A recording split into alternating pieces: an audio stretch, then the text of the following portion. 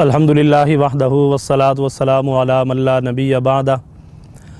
اما بعد فاعوذ باللہ من الشیطان الرجیم بسم اللہ الرحمن الرحیم وما ارسلناک الا رحمتا للعالمین صدق اللہ العظیم۔ پیارے محبوب صلی اللہ علیہ وسلم اس کائنات کے اندر اللہ تعالیٰ کی طرف سے تمام جہانوں کے لیے رحمت بن کر تشریف لائے ہیں۔ جناب رسول اللہ صلی اللہ علیہ وسلم کا ارشاد گرامی ہے، انما انا رحمت مہدات، کہ میں ایسی رحمت ہوں جس کو ہدیے کے طور پر، تحفے کے طور پر پیش کیا گیا ہے۔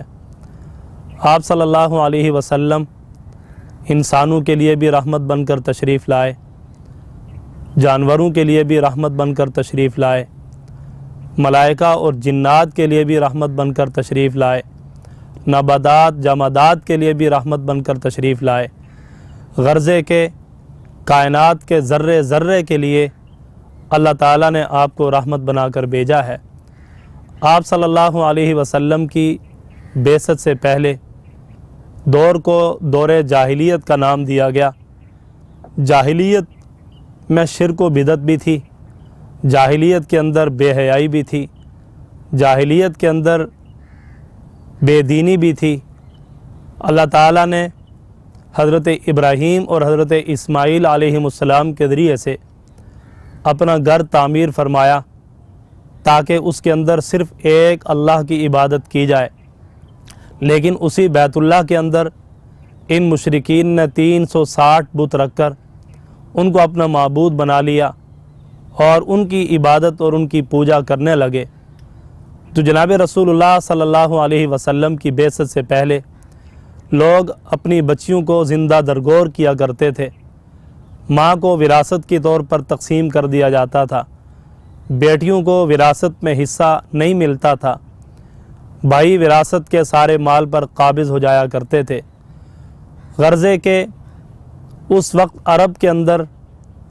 کسی قسم کا کوئی قانون نہیں تھا، جس کی لاٹھی اس کی بھینس قانون چلتا تھا، لیکن جناب رسول اللہ صلی اللہ علیہ وسلم نے ہر ایک کا حق بیان فرمایا، ہر ایک کا حق متعین فرمایا اور عملی طور پر ان حقوق کو ادا کر کے بتلایا تاکہ آپ کی رحمت پوری انسانیت پر، پوری کائنات پر واضح ہو جائے۔ آپ صلی اللہ علیہ وسلم نے دیکھا کہ ماں کی کوئی حیثیت معاشرے کے اندر نہیں ہے۔ آپ صلی اللہ علیہ وسلم نے فرمایا الجنت تحت اقدام الامہات، کہ اللہ تعالیٰ نے جنت کو ماں کے قدموں کے نیچے رکھا ہے۔ اور آپ صلی اللہ علیہ وسلم سے کسی صحابی نے پوچھا، اے اللہ کے رسول صلی اللہ علیہ وسلم، سب سے زیادہ اللہ کی ذات کے بعد مجھ پر کس کا حق ہے؟ تو آپ نے فرمایا کہ آپ کی ماں کا آپ پر حق ہے۔ آپ نے فرمایا اس کے بعد کس کا حق ہے؟ تو آپ صلی اللہ علیہ وسلم نے پھر فرمایا کہ آپ کی ماں کا آپ پر حق ہے۔ تیسری مرتبہ بھی پوچھنے پر یہی بات ارشاد فرمائی کہ آپ کی ماں کا آپ پر حق ہے۔ پھر چوتھی مرتبہ پوچھا تو آپ صلی اللہ علیہ وسلم نے فرمایا کہ آپ کے باپ کا آپ پر حق ہے۔ تو 3 مرتبہ آپ صلی اللہ علیہ وسلم نے ماں کی عظمت، ماں کی عزت، ماں کا احترام بیان فرما کر، الجنت تحت اقدام الامہات بیان فرما کر معاشرے کے اندر ماں کی حیثیت کو متعین فرمایا، ماں کے مقام اور مرتبے کو بیان فرمایا۔ اور آپ صلی اللہ علیہ وسلم نے دیکھا کہ بہنوں کو حصہ نہیں دیا جا رہا، وراثت سے محروم کیا جا رہا ہے اور بہنوں کو اپنے اوپر بوجھ سمجھا جاتا تھا۔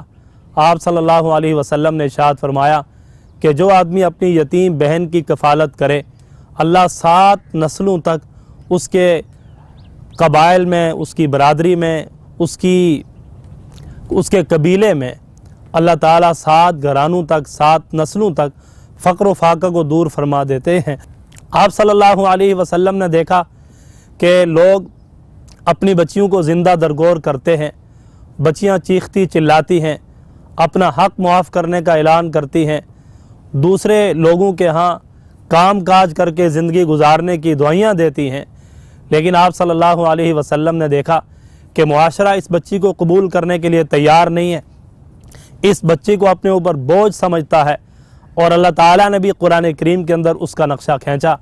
کہ جب ان کو کسی بچی کی پیدائش کی خوشخبری دی جاتی ہے، ان کے چہروں پر سیاہی چھا جاتی ہے اور وہ اپنے آپ کو ذلیل اور عار کی زندگی محسوس کرتے ہیں کہ ہم پر ذلت چھا گئی ہے، تو اللہ تعالیٰ نے یہ نقشہ کھینچ کر یہ واضح طور پر بتلایا کہ یہ لوگ بچوں کو اپنے اوپر بوجھ سمجھتے ہیں۔ تو رسول اللہ صلی اللہ علیہ وسلم نے فرمایا کہ جو آدمی 2 بچیوں کی پرورش کرے اور ان کو صحیح تعلیم دے، ادب سکھلائے اور پھر اس کو نکاح کے اندر دے دے، فرمایا کہ قیامت کے دن میرے ساتھ وہ اس طرح قریب ہوگا جس طرح یہ 2 انگلیاں قریب ہیں۔ آپ صلی اللہ علیہ وسلم نے فرمایا کہ جب تم کوئی چیز گھر کے اندر لے جاؤ، تمہارے بیٹے بھی ہیں بیٹیاں بھی ہیں، فرمایا کہ پہلے تم اپنی بیٹی کو وہ چیز دو تاکہ بچی یہ سمجھے کہ اس معاشرے کے اندر والدین کے ہاں میرا مقام اور مرتبہ ہے، معاشرے کے اندر مجھے عزت کی نگاہ سے دیکھا جاتا ہے۔ اور پھر آپ صلی اللہ علیہ وسلم نے ایک صحابی کو دیکھا کہ وہ اپنی بچی کو چوم رہا تھا، بچی کے ساتھ پیار کر رہا تھا، تو آپ صلی اللہ علیہ وسلم نے پوچھا کہ اے میرے صحابی، کیا آپ کو اس بچی سے پیار ہے؟ وہ صحابی رونے لگے اور فرمایا کہ اللہ کے رسول صلی اللہ علیہ وسلم، یہ آپ کی مہربانی، آپ کی رحمت اور آپ کا احسان ہے کہ آپ نے ہمیں بچیوں کے حقوق بتلائے، آپ نے ہمیں بچیوں کی عزت بتلائی ہے، مقام اور مرتبہ سمجھایا ہے، ورنہ آپ کی تشریف آوری سے پہلے میں اسی ہاتھ سے اپنی 5 بچیوں کو زندہ درگور کر چکا ہوں۔ آپ صلی اللہ علیہ وسلم نے اپنی بچی حضرت فاطمہ الزہرا رضی اللہ تعالی عنہا کا بڑا مقام اور مرتبہ سمجھایا، اور جب بھی حضرت فاطمہ آپ کے گھر تشریف لاتی، کھڑے ہو کر آپ اپنی بچی کا استقبال کرتے تاکہ معاشرے کو پتہ چل جائے کہ بچی کا مقام اور مرتبہ یہ ہے کہ امام الانبیاء خاتم النبیین صلی اللہ علیہ وسلم، 2 جہانوں کے سردار، یہ آپ صلی اللہ علیہ وسلم کے جو القابات تھے، جو اللہ نے آپ کو اعزازات عطا فرما رکھے تھے، اتنے بڑے اعزازات کے ہوتے ہوئے بھی اپنی بچی کا کھڑے ہو کر استقبال کرتے ہیں۔ تو یہ بات سمجھانی تھی کہ معاشرے میں بچیوں کو بوجھ نہ سمجھا جائے، یہ بچیاں اللہ کی رحمت ہیں۔ آپ صلی اللہ علیہ وسلم نے دیکھا کہ مزدور سے مزدوری لے لی جاتی ہے اور اس کو مزدوری ادا نہیں کی جاتی، کام لے لیا جاتا ہے، تو آپ صلی اللہ علیہ وسلم نے فرمایا کہ مزدور کو مزدوری اس کا پسینہ خشک ہونے سے پہلے ادا کر دی جائے، تو آپ کی رحمت مزدوروں کے لیے بھی ہے۔ آپ صلی اللہ علیہ وسلم نے فرمایا کہ جو آدمی کسی علم دین کی طلب کے لیے گھر سے باہر نکلتا ہے، فرمایا کہ جب تک وہ گھر واپس نہیں لوٹ آتا، فرمایا کہ وہ اللہ کے راستے میں ہوتا ہے، اور فرمایا کہ جو آدمی طلب دین کے لیے گھر سے نکلتا ہے تو کانت الجنت فی طلبہ، جنت اس کی تلاش میں ہوتی ہے۔ یہ اللہ تعالیٰ نے رسول اللہ صلی اللہ علیہ وسلم کے ذریعے طالب علم کا ایک مقام اور مرتبہ بیان فرمایا۔ معاشرے میں علماء کا کوئی مقام اور مرتبہ نہیں سمجھا جاتا تھا۔ آپ صلی اللہ علیہ وسلم نے ارشاد فرمایا العلماء ورثۃ الانبیاء، کہ علماء انبیاء کے وارث ہیں، اور انبیاء کی وراثت مال و دولت، دراہم اور دنانیر نہیں ہوتے، بلکہ انبیاء کی وراثت وہ علم ہوتا ہے۔ اللہ تعالیٰ نے علماء کو علم عطا فرما کر انبیاء کا وارث بنایا ہے، اور یہ وراثت کا درجہ، وراثت کا مقام اور مرتبہ پیارے محبوب صلی اللہ علیہ وسلم کی بنیاد پر ان علماء کو ملا ہے۔ تو یہ پیارے محبوب کی بعثت ان علماء کے لیے بھی رحمت ہے۔ آپ صلی اللہ علیہ وسلم نے اس امت کے لیے ہر موقع پر دعائیں فرمائی ہیں۔ آپ عمومی طور پر ساری انسانیت کے لیے رحمت بن کر تشریف لائے، لیکن اس آخری امت کے لیے آپ صلی اللہ علیہ وسلم خصوصی رحمت بن کر تشریف لائے ہیں۔ آپ صلی اللہ علیہ وسلم کی بعثت سے پہلے دوسرے مذاہب میں دوسری اقوام کے لیے، خاص طور پر بنی اسرائیل کے لیے بڑے سخت قسم کے احکامات تھے۔ ان کا کوئی آدمی اگر رات کو گناہ کرتا، اس کے مین گیٹ پر اس گناہ کو لکھ دیا جاتا تھا کہ آج رات اس نے یہ گناہ کیا ہے۔ لیکن جناب رسول اللہ صلی اللہ علیہ وسلم کی برکت سے، آپ کی رحمت سے، اللہ تعالیٰ نے اس امت پر یہ احسان فرمایا کہ جتنے بڑے یہ گناہ کر لیں، ایک مرتبہ توبہ اور استغفار کر لیں، صدقے دل سے اللہ سے معافی مانگ لیں، اللہ ان سارے گناہوں کو معاف فرما دیتے ہیں۔ ستاری کی چادر رکھی ہوئی ہے، کسی کا گناہ کسی پر ظاہر نہیں فرماتے، اور پھر اس انتظار میں کہ شاید یہ انسان اللہ کے اس گناہ سے نافرمانی سے توبہ کر لے، اللہ اس کی توبہ کا انتظار فرماتے ہیں۔ آپ صلی اللہ علیہ وسلم نے دعا فرمائی، اے اللہ پہلی قوموں پر عذاب آئے، ان کی شکلوں کو مسخ کیا گیا، اے اللہ میری امت کی شکلوں کو مسخ نہ فرمانا۔ ہماری اس امت میں بے شمار گناہ ہو رہے ہیں، بڑے بڑے گناہ ہوتے ہیں، لیکن رسول اللہ صلی اللہ علیہ وسلم کی رحمت، آپ کی دعاؤں کی برکت سے اللہ تعالیٰ نے اس امت کی شکلوں کو محفوظ فرمایا اور اس امت کی شکلوں کو مسخ ہونے سے بچا لیا ہے۔ یہ رسول اللہ صلی اللہ علیہ وسلم کی برکت ہے۔ فرمایا کہ پہلی دور میں اگر کسی آدمی کا کپڑا ناپاک ہو جاتا تو جب تک اس کو کاٹا نہ جاتا اس وقت اس کپڑے کو پاک کرنے کی کوئی صورت نہیں ہوا کرتی تھی۔ آپ صلی اللہ علیہ وسلم کی بعثت سے اللہ نے یہ احسان فرمایا ہے کہ اگر یہ کپڑا ناپاک ہو جائے آپ پانی کے ساتھ اس کو دھو لو، آپ کا وہ کپڑا پاک ہو جائے گا۔ اور پھر پہلی امتوں میں ایک خاص جگہ ہوا کرتی تھی جہاں پر لوگ جمع ہو کر عبادت کیا کرتے تھے، لیکن اللہ تعالیٰ نے پیارے محبوب صلی اللہ علیہ وسلم کی برکت سے اس امت پر یہ احسان فرمایا کہ ساری روئے زمین جو ہے اللہ نے میرے لیے مصلی بنا دی ہے، جہاں چاہو پاک زمین پر تم نماز پڑھ سکتے ہو۔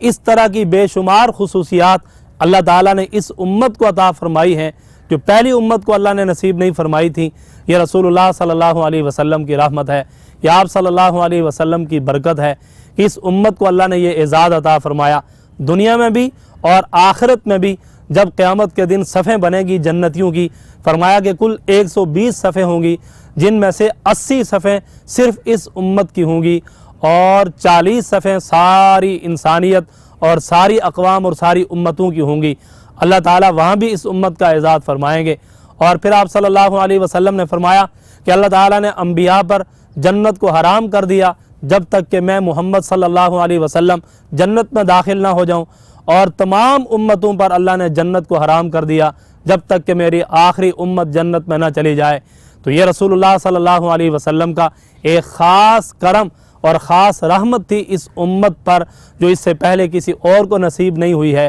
اس بنیاد پر اللہ نے فرمایا وَمَا أَرْسَلْنَاكَ إِلَّا رَحْمَةً لِّلْعَالَمِينَ کہ ہم نے آپ کو تمام جہانوں کے لیے رحمت بنا کر بھیجا ہے۔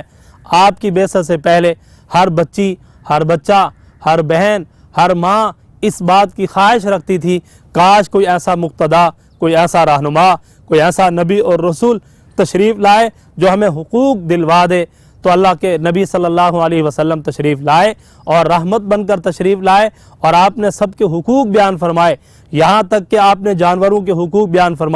فرمایا کہ ان کو پورا کا پورا چارہ ادا کیا کرو، اور اگر چارہ نہیں ادا کر دے سکتے تو فرمایا کہ ان سے اس طرح کام لو جتنا تم چارہ ان کو دیتے ہو، اور فرمایا کہ جانوروں کے پشت کو ممبر نہ بنایا کرو، اس سے جانوروں کو تکلیف ہوگی۔ فرمایا کہ اگر کسی جانور کو اللہ کے حکم سے ذبح کرنا ہے تو چھری تیز کر کے ذبح کیا کرو تاکہ کن چھری سے ذبح کرتے ہوئے جانور کو تکلیف نہ ہو۔ فرمایا کہ اگر کئی جانوروں کو ذبح کرنا ہے، ایک جانور کو دوسرے جانور کے سامنے ذبح نہ کیا کرو تاکہ دوسرے جانور کا جب تک نمبر آتا ہے وہ پریشانی کے اندر مبتلا رہے گا۔ اس حد تک آپ صلی اللہ علیہ وسلم نے جانوروں کے حقوق بیان فرمائے، اور یہاں تک کہ آپ نے درختوں کے حقوق بھی بیان فرمایا کہ سایہ دار جو درخت ہوتا ہے، پھلدار پھولدار جو درخت ہوتا ہے، فرمایا کہ اس کے نیچے پیشاب پخانہ نہ کیا کرو، اس سے بیٹھنے والوں کو تکلیف ہوگی، سایہ حاصل کرنے والوں کو تکلیف ہوگی، اور اس کی جو بڑھوتری ہے اس کے اندر کمی آئے گی۔ اور اسی طرح آپ صلی اللہ علیہ وسلم نے جنات کے حقوق بھی بیان فرمائے۔ آپ سارے کے سارے جنوں کے لیے بھی نبی بن کر تشریف لائے، انسانوں کے لیے بھی نبی بن کر تشریف لائے۔ آپ صلی اللہ علیہ وسلم نے فرمایا کہ ہڈی کے ساتھ اور اسی طرح ایسی چیز جس کو گوبر وغیرہ جو جنات کی خوراک ہے، فرمایا کہ اس کے ساتھ استنجا نہ کیا کرو، یہ تمہارے بھائی جنات کی خوراک ہے۔ ہر ایک کا حق بیان فرمایا، اور آپ صلی اللہ علیہ وسلم نے وہ حقوق ادا کر کے دکھلائے ہیں، انسانیت کو یہ پیغام دیا معاشرہ پرامن کیسے ہوتا ہے کہ ہر ایک کا حق اس کی ذات تک پہنچایا جائے، معاشرے میں امن آئے گا۔ تو سب سے بڑے امن کے دائی وہ جناب رسول اللہ صلی اللہ علیہ وسلم ہیں۔ آپ کی تعلیمات کو دیکھا جائے، آپ کی ذات اقدس کو دیکھا جائے، آپ کے اخلاق کو دیکھا جائے، معاملات معاشرت کو دیکھا جائے، تو انسانیت کو اس بات کا پتہ چلتا ہے کہ اس انسانیت کی صحیح اصلاح کرنے والے، اس دنیا کے اندر صحیح امن قائم کرنے والے اور واقعی تمام جہانوں کے لیے، ساری انسانیت کے لیے رحمت بن کر تشریف لانے والے، وہ صرف اور صرف جناب رسول اللہ صلی اللہ علیہ وسلم کی ذات اقدس ہے۔ اللہ تعالیٰ سے دعا ہے کہ اللہ ہمیں پیارے محبوب صلی اللہ علیہ وسلم کی مبارک تعلیمات کے مطابق اپنی زندگی گزارنے کی توفیق عطا فرمائے۔ وآخر دعوانا ان الحمد للہ رب العالمین۔